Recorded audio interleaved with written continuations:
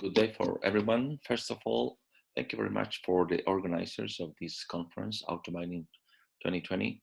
Um, I want to present you the experience of this industrial validation of an online sensor for gas velocity, the aspects of the development, and more importantly, the uses of this tool to improve flotation cells operation. This is my co-works, Claudio Leiva from Católica del Norte University, Saija Lucanen from Ouro University, Cristóbal da Silva, who's a new chemical engineer, so was the master, sorry, graduate student that work on this validation and development, and Sergio Rojas, which is from Isprotec, uh, who supported this research and applied research, which is funded by Corfo. In essence, this is a product of 15 years experience from McGill University, where we are working from um, gas dispersion measurements. And as you can see from this picture in Australia, we were testing about 15 years ago these double pipe tubes, where you can measure gas velocity and bulk density. And that was to um, in a way to control kinetics down the bank. Um, so in essence, I want to present the development of the new sensor that can be used in industrial scale. Um, so how is organized this presentation? First, we will talk about hydrodynamic characterization, what it means, and how we can use this information in order to um, to improve metallurgy, both rate and recovery. Basically, using a profiling gas velocity profiling on froth depth profiling, and then some aspects of developments, equations, and how the robustness of the sensor and industrial validations, and especially how we can detect this profiling. And of course, since it's a conference for more electronic and process control guys, we will be talking about the hardware and connectivity and all these attributes. So on the right-hand side, you can see this picture with my colleague Cesar Gomez from McGill University, and Koch Technologies, a Canadian company. I was a little bit younger, and we did this huge sensor in order to characterize depth profiles. With this sensor, we measured both gas holdup, gas velocity, and that was back in Kennecott in the US, in self-aspirated cells, and we did quite interesting experiments where allow us to learn a lot of gas dispersion characteristics, and also to improve our sensors. I want to skip this one. So in essence, in one slide, we are moving from a standard froth depth sensor based on sonic sensor, and using this knowledge that is from McGill University for gas sensors, and the new sensor, this is the current prototype, is concentric sensor with the tubings over there. And here is the sensor that is a single tube. That will be the whole presentation and the development regarding that. So we will talk about how the metallurgy is affected or can be controlled, even better, can be controlled by these measurements. And we will describe them with this parameter. For example, we have here gas velocity and gas holdup, and both of them are related directly with kinetics. Some history, some experiences. This is back to Albion Shell in Canada with my colleague Marco Vira. Those are stainless steel pipes in order to measure both gas velocity and froth depth. Here we have Cesar Gomez with one colleague measuring in Salvador, Chile, essentially with these two pipes. And here my colleague in Kennecott measuring bubble size distribution.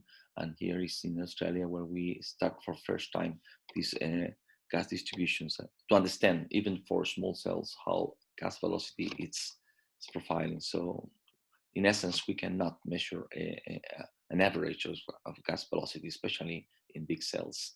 This is some of the measurements with various cells, so you can see the reference here. So let's say we practically measure in 5 continents, and it's a lot of information. And the important thing is how we use this information in order to improve hydrometallurgy. This is some measurements of bubble size, which allow us to understand even better how the gas air is dispersed. This is a funny picture. This is actually, it's not in Pala, I think it's Australia, but in any way, we have a lot of experiences using these McGill techniques. So as I was mentioned earlier, these gas dispersion parameters are related directly with this kinetic constant. So this is for either for batch test or continuous test. So we have gas velocity here and bubble size distribution. That means this is a first order kinetic equation where the velocity is dependent on the concentration of particles. And here we can see the probability of collision, which depends on surface chemistry, and very importantly, relative sizes. I mean both particle sizes and bubble size. Here we have a recent publication with my colleague Sebastian Arriagada, 2020, that relates this probability of collision on bubble size and particle size. This is a very interesting work because it includes the particle inertia, was never included before. As you can see from experimental data from about 30 years, 40 years data, it correlates very well. So I'm very glad of this work. Coming back to, let's say, 15 years ago, even at the beginning of this century, Baron Gorein measured and correlates the surface area flux with kinetics in different various cells, which surface area flux is essentially the surface area of bubble per cross-sectional area of the reactor. In few words, if you measure gas velocity in these units and bubble size distribution as Soter diameter, you have this number. So in essence, if you can measure or profile gas velocity, then you can control a kinetic. This is the whole idea of this presentation. So we did have an experience in El Salvador, even with self-aggregated cells, like these Wemco cells. That was IM2, formerly Codelcotec. Now it's not anymore working, and McGill. And so we did have measurements along the banks, direct measurements of gas velocity and recovery per bank. And of course, you can from here you can have that direct expression of kinetics. So yes, in short, if we measure directly, we did do the calculation directly from gas velocity and surface area flux, we can have this following relationship. Those are 5 surveys in one of the rows in El Salvador, which are the Raffer circuits, 12 cells each. Those are bank. So there are direct measurements of recovery per bank. However, we detect or discover that if we recalculate this surface area flux for this range from 1 to 2.4 millimeters, then the relationship is a lot better. So it means there is an effective range of bubble size in order to relate the kinetics. So in essence, there is enough experimental evidence that motivate us to develop a sensor where you can control directly kinetic. This is very important. It's not for sensor only for operation, but also to improve metallurgy. This is the key point of this presentation. So we are back to Dalkis, Gomez, Finch work, my colleagues. So you can see here, if you set a different profiles of airflow rates down the bank, this is the first bank in a Raffer cell. This is a zinc circuit. You can see how the grade recovery curve is shift or can be moved in a dramatic way. Sorry for the word, but I mean, you can see here from 30 to 70 grade recovery and the increase in recovery 3%, which is a lot. So in essence, that was the first experimental experience showing the impact of profiling gas velocity. And of course, we also understand if you can profile froth depth, something similar happened. And then my colleague Miguel Maldonado, currently in Universidad de Santiago, also former Laval and McGill University student, he also show and demonstrate for a copper circuit how you can control profile, gas velocity profile. In this case, they use this double tube sensor, which is based on the accumulation of the air. And then with this slope, you can calculate directly the gas velocity. And in steady state, using these two sensors, you can calculate also the bulk density and then calculate gas holdup and also in essence, you can measure froth depth. So that's the main idea. So what are the current technologies to measure bubbles, to measure these parameters? You can measure the whole flow rate and then you have gas velocity. However, we know that there is an uneven distribution. Interestingly, not only for large cells, also small cells, as we want to see in a couple of slides. And then floating level sensor, which is based on a floating device with sonic sensor. However, as you know from plant experience, that depends on gas holdup, and also is very, very, very sensitive to the pulp accumulation here. And also you have this froth overflow velocity, which is a camera that essentially measure if you are discharging or not. However, I'm very controversial here. Any relationship with metallurgy, I mean, you're trying to control the top of the froth, neglecting what is happening in the pulp, in the pulp, which is completely wrong. However, it is a robust way to know that you are discharging, but it's a basic parameter only. And this was the first measurement, direct measurement, where we detect this difference in gas velocity. Later, Araya, former UCN student, now working in Strata Technologies in Canada, they did detect this variance in a large cells, sorry, not that large, but 45 cubic meter cell in Salvador again. So self-irradiated cells. But the important things, you can see 50% difference in gas velocity. As you can remember from the previous equation, this gas velocity is proportional to kinetics. So kinetics normally is for exponential equations. So a variation of 50% is a lot more in recovery.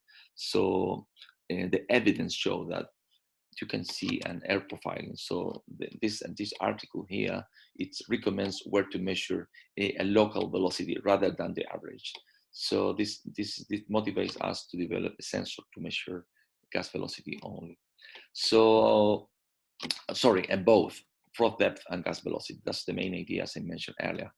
So if you review the current technology, it's the most 95% of the cases use this gap based on floating device and sonic sensor, but we already mentioned all the problem that you have with this pulp use and hysteresis especially. There are some applications. I remember when I was a student working with this temperature profile with Professor Genatos and Professor Berg, and it seems interesting. And also you can have something similar with conductivity profile, both fixed probe or movable probe. However, there are scaling issues and working with pulp is very messy. This is a hydrostatic bubbling sensor, which is essentially for any type of liquid. However, for flotation is a lot easier because you already have the air. You don't even need air. We saw that in Shell Canada. But however, it depends on the bulk density here. So there is a lot of error measurement. But in essence, it's the accumulation of air. It seems a good idea. However, some parameter must be considered. For gas velocity, local gas velocity, Professor Genatos has been working very effectively for using a direct measurement. So if you can measure directly with either a mass flow meter, and also from McGill group, you measure using this device by accumulating air. So in essence, it's a gasometer. So if you combine both, I mean, direct measurement and accumulation to calibrate or to correct the measurement using these equations, then you have a sensor with self-calibration capabilities. That's the development that we have here. So of course, we improve the sensor for maintenance issues and also for installation. I mean, working with two pipes works for campaigns, but not for online sensors and installation. This is the current sensor design. This is the cell we tested and developed all the things in a 1.2 cubic meter cell. And this is some examples. And more importantly, this is a self-calibration device. So development, the sensor, I mean, as a design, it's based on 4 elements, which is a probe, a concentric tube, as shown in this picture, sensors, pressure transmitter, mass flow meter, solenoid valves, and smart interface with touchscreen in order to put all the algorithms in this brain. And then this some of the electronics. So this did allow us to measure and control in 2 modes, which is dynamic or accumulation, static or accumulated way. So if you measure static, you can measure in static mode, steady state with all valve closed. You can measure bulk density and froth depth with very accurately. Even more with 3 pressure transmitters, you have completely an accurate system. An estimate of gas holdup, if you know pulp density, usually you know this parameter, and a gas velocity through a mass flow meter. That's the combination of Professor Janato's technique, and also some same technique from Helsinki University of Technology. In dynamic operation, you essentially have a gasometer which allow to calibrate the sensor and compensate dynamic hydrostatic pressure. Especially, it's very important, you can use this sensor for self-irradiated cells, which no sensor can do that. I mean, this sensor can measure the self-irradiated cells, and of course, can recheck this pressure transmitter cell diagnosis, essentially comparing the sensors. During the development, we did have the opportunity to use, I mean, a mass flow meter, a direct injection of air. So essentially, we were able to measure gas velocity and calibrate it. So we developed the algorithm that was the very beginning from Cristobal da Silva's thesis. And using this information, we scale up for this cell, and then we validate that in this cell using pulp in order to demonstrate that we don't have any problem with the with the pulp. And the sensor essentially is this probe connected with this tubing. So no electronics near the cell, all of them far away, and it can be self-clean using the same tubes. So in essence, you hang up this device and then you can have this sensor. So the sensor was tested in this cell, and we also detect this profiling. So it's very sensitive for profiling detection, as Araya in 2000, I think it's earlier, this paper, you can see this profiling. So this is not good for cells, but if you have the right spot, then you can measure. That was the validation in plant. It was Mineras Don Alberto, a small mine, but however, very easy to access. So thanks to this, my colleagues from Salamanca, we were able to measure. So we essentially we validate this for 2 days measurements, and unfortunately we have a lot of interference for one of the sensors, so we didn't detect quite accurate, not I mean precise, the froth depth. However, we were able to measure it, so we did follow the froth depth. This variation is for plant operation. In this plant, they don't measure in any way froth depth. It was the first time they were measuring froth depth. We use a manual floating device in order to contrast. So as I mentioned earlier, there is a lot of scattered data here, but this is an issue with the electronic regarding the pressure transmitter. However, we were able to use this sensor to, let's say, to measure with 0.4 centimeters error, but it's not that good as it should be. However, it's a lot more robust than a floating device or other technique for measurement. In the case of gas velocity, we know that the precision is quite high, and also we detect this profiling. Despite of the fact it was a very small cell, we do have this profiling. Notice that we're not measuring at the same time. We use only one probe in different positions and different time. So that's the scatter, but this is the natural variation of the plant because it's not under control. Okay. Some of the electronic, this device was designed to work with different sensor probes. The basic unit can measure up to 8 double tube sensors. And of course, this more electronic connected to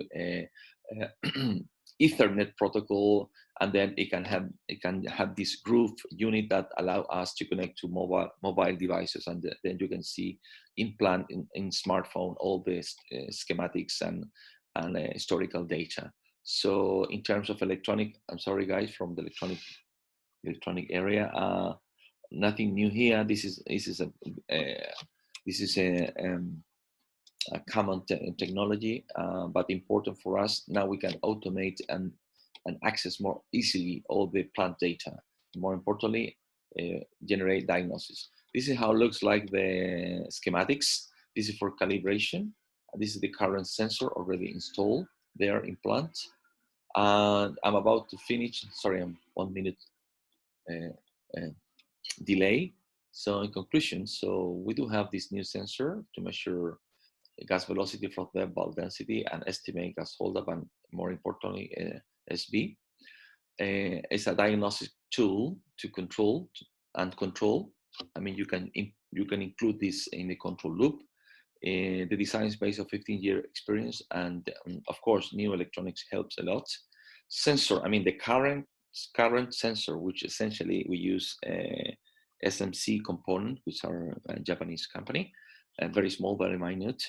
We can measure from 0.3 centimeters per second. This is the standard error. And for froth depth, it was 0.44 centimeters, which is, as I mentioned earlier, because of this interference.